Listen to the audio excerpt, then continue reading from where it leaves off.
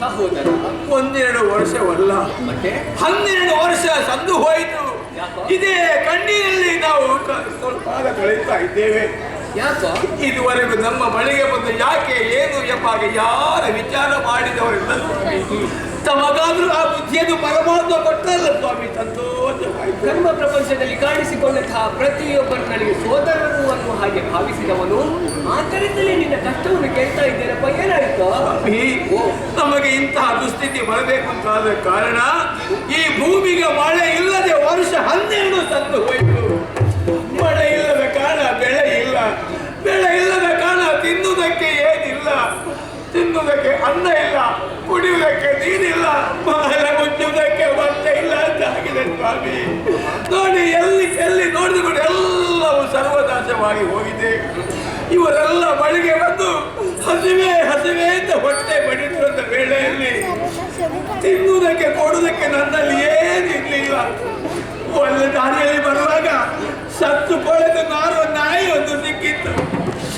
ಅದರ ಮಾಂಸವನ್ನೇ ಇವರಿಗೆ ಹಂಚಿದಕ್ಕೆ ಬೇಕಾಗಿ ಮುಂದೆ ಬಂದಿತ್ತು ಸ್ವಾಮಿ. ಅದನ್ನು ತಾವು ತಿಂದ ಹಾಗೆ ಮಾಡಿಬಿಟ್ಟೇನೆ ಸ್ವಾಮಿ. ಒಂದು ಕಾಲದಲ್ಲಿ ನಾನು ಕೂಡ ಒಬ್ಬ ಸಂಸಾರಿ ಆಗುತ್ತೆ. ಹೆಂಡತಿ, ಮಕ್ಕಳು, ಬಂಧು ಬಳಗ ಎಲ್ಲರೂ ಕೂಡ ಹೊಂದಿದ್ದವನಾಗಿದ್ದೆ.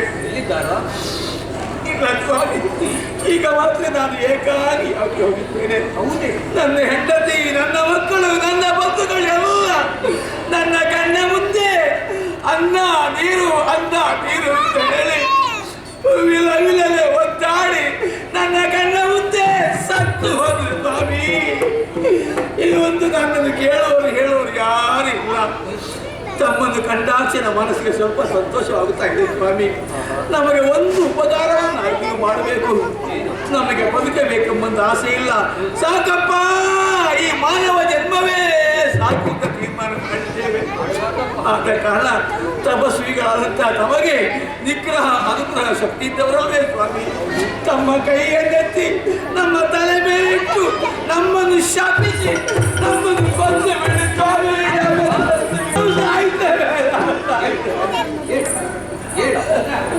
ಆಗದಪ್ಪ, ಹಾಗೆಲ್ಲ ಮಾತಾಡಬಾರ ಅಯ್ಯ. ಎಷ್ಟೋ ವರ್ಷಗಳ ಪುಣ್ಯದ ಫಲವಾಗಿ ಮಾನವ ಜನ್ಮದಲ್ಲಿ ಕಾಣಿಸಿಕೊಳ್ಳುವುದು. ಮಾನವ ಜನ್ಮ ಅನ್ನುವುದು ಶ್ರೇಷ್ಠವಾದಂತಹ ಜನ್ಮ. ಅದನ್ನು ನಾವು ಕಳೆದುಕೊಳ್ಳಬಾರದಪ್ಪ ಅಯ್ಯ.